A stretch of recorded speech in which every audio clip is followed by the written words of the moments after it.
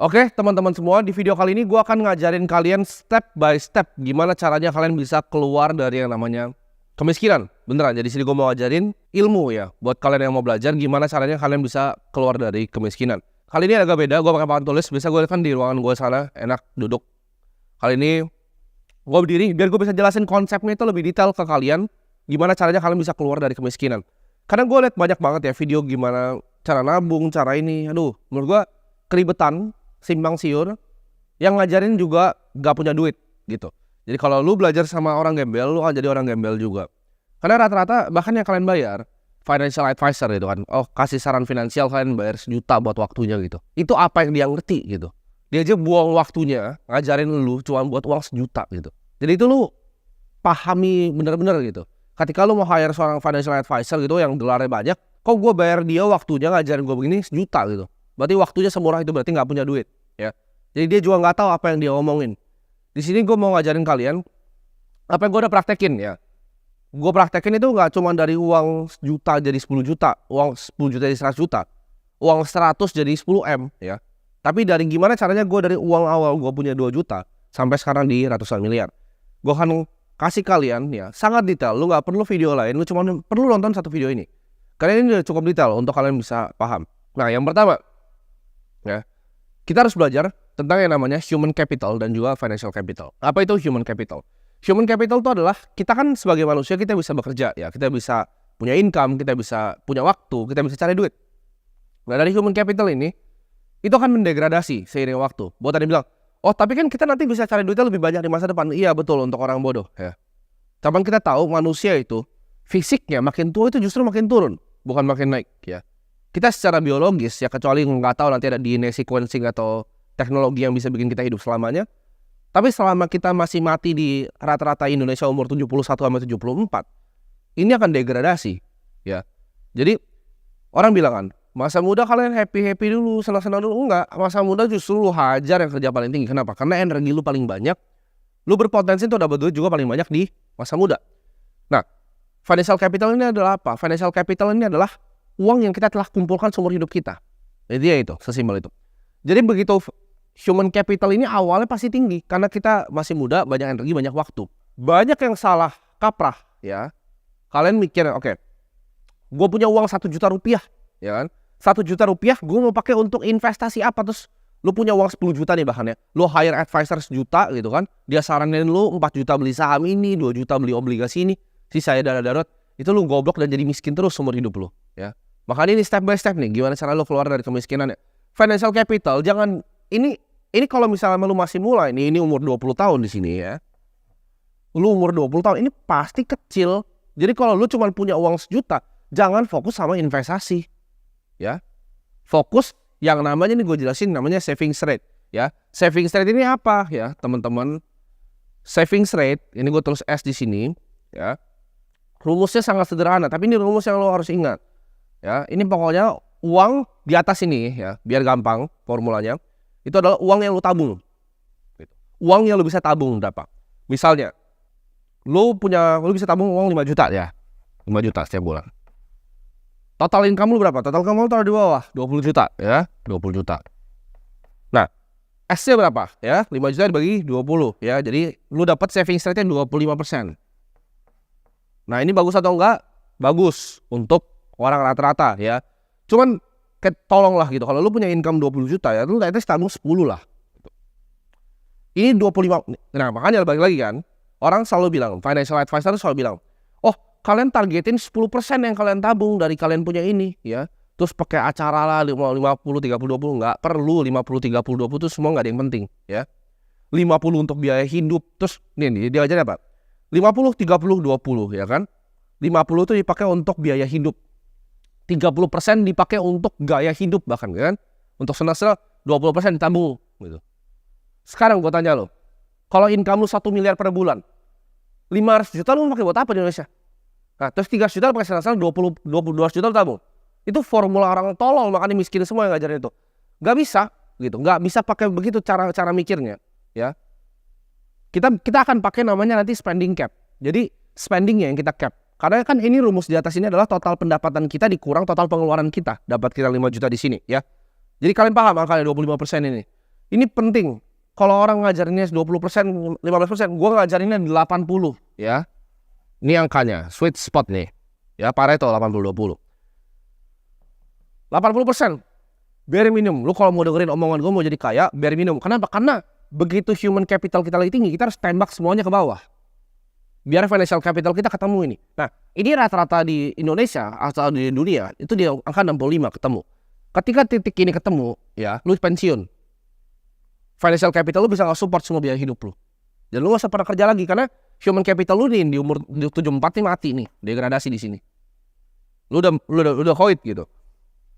Ini cepat-cepat naikin ke 80%. Mumpung lu masih bisa kerja, mumpung lu masih bisa bikin duit. Jadi, kalau misalnya uang lu 10 juta, yang lu investasikan berapa? 8 juta. Terus, oh tapi gue biaya hidup gini, lu kebanyakan gaya. Ya, gue kasih tau lu kebanyakan gaya. Gue masih naik ya mobil Ford Fiesta. Rekening gue isinya miliaran, bos. Ya. Orang kayak anak-anak seumuran gue itu umur 18 tahun, ya 19 tahun. Itu pasti udah aneh-aneh langsung ganti. Ya. Gue bahkan beli Audi aja mobil gue itu di saat aset gue udah berlebih, ya. Bahkan di saat aset gue udah hampir puluhan miliar, gue baru beli Porsche Cayman gitu. Jadi gue nggak tiba-tiba langsung beli barang. Ya. Mungkin banyak yang kira gue spendingnya banyak. Kenapa? Karena gue udah nyampe di sini, bos. Setelah gue mau spending apa juga uang gue udah nggak bisa habis gitu. Gue udah bisa pensiun bahkan. Ya, gue nggak usah bikin video-video gini ngajarin anak kayak kalian gitu. Nggak penting buat gue. Kita balik lagi. 80% ini capnya ya. Terserah lu mau dengerin atau enggak. Cuma lu percaya gue, angkanya itu sweet spotnya 80. Apapun yang lu bikin, lu tabung 80%. Oke? Ketika nanti lu degradasi, harusnya lu udah kena titik ini. Ketika lu udah mulai tua, lu harusnya kena titik ini. Nah, financial capital ini kita build dari awal. Sekarang pertanyaannya kan, gimana cara mempercepat financial capital naik biar ketemu? Bener kan? Karena average-nya di 65. Gimana cara kita tarik mundur nih? Ya. Jadi umur 30. Enak kan? 30 lu bebas. Cara tarik mundur adalah apa? Dengan permainan ini. Ya. Financial capitalnya. Sekarang kita udah belajar human capital. Gimana caranya tambahin human capital? Gampang. Kerja lebih keras pakai otak gitu. Income-nya gedein ya kalau lu kerja nih. Makanya gue gak pernah saranin. Oh lu keluar dari pekerjaan lu full time di trading apa gitu. Lu jadi orang miskin, bos. Ya. Lu kerja aja ya. Baik-baik sama bos lu. Lu kalau misalnya next ada, makanya gue gak suka. Ada orang ngajarin kayak begini, suka ngerendahin orang yang kerja gitu. Gak ada salahnya jadi orang yang kerja ya. Malah kerja itu jadi lu punya bantalan. Lu kerja, ya kan lu kerja yang bener. Lu cari side hustle. Lu jualan barang kayak, lu bikin apa kayak di samping ya. Jangan samain financial capital sebagai human capital. Ini orang banyak yang tolol gitu ya. Ini dua hal berbeda. Human capital lu pisahin, financial capital lu pisahin. Nah sekarang gimana cara kita grow financial capital? Karena human capital lu cari udah banyak lah. Itu intinya satu. Kalau human capital itu cuma satu. Kata-katanya skill nih. Nah dah. Lu miskin, lu gak punya skill. Ya lu gak penting berarti. Lu mau naikin level misalnya duit lu, ya lu naikin levelnya. Misalnya di sini ada kamera itu kan. Lu mau naikin level lu, ya naikin skill videografinya. Gitu kan. Simple. Hidup itu cuma skill. Literal cuma skill. Ya. Makin tinggi skill lu, ya lu makin besar dapat uang. Nah kalau financial capital ini orang yang banyak buyar, ya kan, disuruh tabung dana darurat dulu, disuruh beli asuransi dan lain-lain, ya. Nanti itu gue bisa buka panjang dan lebar ya tentang itu semua, teman, bukan di video ini. Tapi nanti gue akan sharing. Ada beberapa jebakan yang akan bikin kalian gak akan grow ini, ya. Karena jadi kalau kalian pernah cari-cari ya ada di salah satu materi CFA level 3, yaitu ada konsep yang namanya single concentrated asset class position. Artinya apa? Satu posisi yang sangat terkonsentrasi. Jadi kalau lu mau bikin kekayaan, lu boleh diversifikasi. Jadi orang banyak yang salah nih. Mereka diversifikasi pas masih 10 juta gitu. 5 juta ditaruh di saham, ya kan? 2 juta ditaruh misalnya di Bitcoin, 3 juta ditaruh di reksadana pasar uang. Duit lu 10 juta, bos. Apa yang lu mau diversifikasi?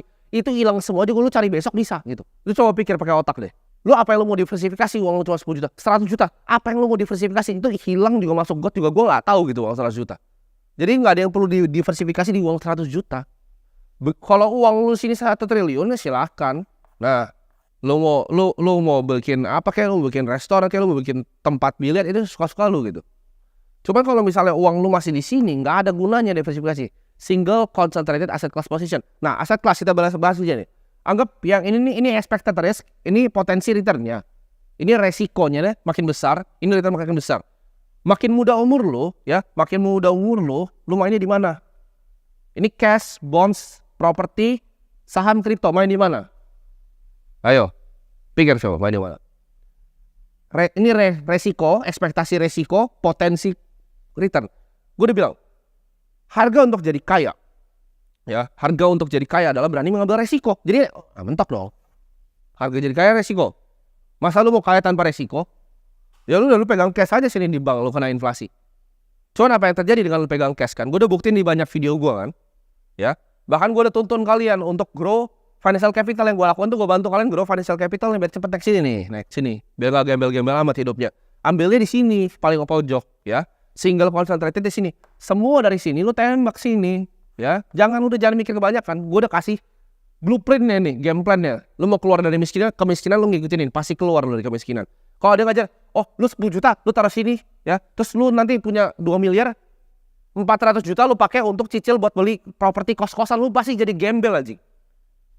Sama kayak semua orang yang bikin itu gembel. Gak ada satu orang kaya pun yang gue lihat, oh gue mau investasi 1000 kos-kosan. Gak ada. Mereka bangun gedung, ya. Mereka gak bangun gedung kantor kayak gini, disewain lantainya. Gak ada yang mau main kos-kosan orang-orang beneran kaya. Mereka bikinnya SCBD, mereka bikinnya PIK 2, dikeruk laut jadi tanah. Itu permainannya. Bukan bikin kos-kosan ya. Tapi itu buat lain cerita ya. Intinya, lu lupain semua ini ya. Mau obligasi, properti. Memang ini resiko paling tinggi, tapi lu masih muda. What's there to lose gitu loh. Karena bukan seberapa keras kita kadang mendayung gitu. Tapi kapal lu naik apaan sih? Kalau lu kapalnya bolong lu di cash. Hah? Lu mau dayung pakai sampai tangan lu juga, mau gayung lu sampai lu ember-ember keluarin air, lu bakal tenggelam juga gitu. Tapi kalau naik speedboat di sini kan enak. Kenapa gue cepet sini? Gue naik speedboat, bos. Apalagi lu yang karyawan ya kan? Karyawan gitu. Uang lu fluktuatif nih. Uang lu tuh begini nih. Sorry. Karyawan, uang lu justru stabil bukan fluktuatif. Kayak begini. Patah kapur gua, nggak apa-apa. Ini pendapatan lu kalau karyawan ya. Kalau lu karyawan, lu harus cari investasi yang justru begini. Ya. Jangan lu cari investasi yang begini lagi, bos. Lu karyawan, lu tabungnya di sini. Gembel lu pasti seumur hidup. Tapi kalau lu cari yang ujung sini, kestabilannya cari dari gaji. Baru investasi ya lu mainin begini. Karena kenapa? Lu bisa ngambil drawdown ketika dia turun, lu bisa tembak ke bawah. Karena lu punya. Nah, makanya kalau lu bilang, oh gue bisa jadi full time trader, yes, ya itu mungkin 1% gitu kan, ya 1% bisa gitu, tapi 99% yang lain gagal. Kalau lu merasa lu spesial itu, lu sejago itu, monggo. Tapi kalau full time trader masuknya kemana? Itu masuk tetap ke skill, human capital, jangan salah, ya full time trader itu masuknya di skill, human capital. Lu bikin hedge fund lah sana, terus lu structure di Singapura gitu kan, lu cari LP taruh duit di lu mainin, itu skill. Human capital, itu bukan financial capital. Financial capital lu apa? Management fee-nya nanti ya, dari hasil fund lu. Ini sesimpel ini. Jadi lu cari uang sebanyak-banyaknya dari human capital pas lu masih muda. Jangan mikirnya, oh nanti gua akan naik pangkat jadi direktur. Jangan gitu. Sekarang tembakin semua ke aset yang paling tinggi. Kripto. Gak mau belajar kripto, beli Bitcoin aja, percaya gua gitu. Lu beli Bitcoin aja, lu tabung ya. Berapapun pendapatan lu dikurang pengeluaran lu, 80% wajib lu tabung ya. Sesimpel itu. Lu grow terus HC-nya 80% lu tabung, lu tembakin ke bawah ya. Lu masukin ke kripto. Itu cara lu keluar dari kemiskinan dalam waktu 5 sampai 10 tahun. Lu save video ini, lu enggak usah dengerin yang lain financial advisor, enggak ada yang punya duit ya. Enggak usah dengerin yang lain. Tonton satu video ini. Simple, ini gue jelasin bener-bener kayak gue ngejelasin anak SD gitu. Tadi sebelumnya sebenarnya gue bikin video yang kayak gini, cuman gue banyak pakai yang lebih ribet gitu. Ya, gue baru ingat ini, kalian beta aja nggak ngerti gitu. Jadi gue cari yang paling sederhana ya. Gue cari gimana caranya gue bisa gambarin paling sederhana untuk kalian. Jadi semoga bermanfaat videonya, semoga kalian bisa keluar dari kemiskinan.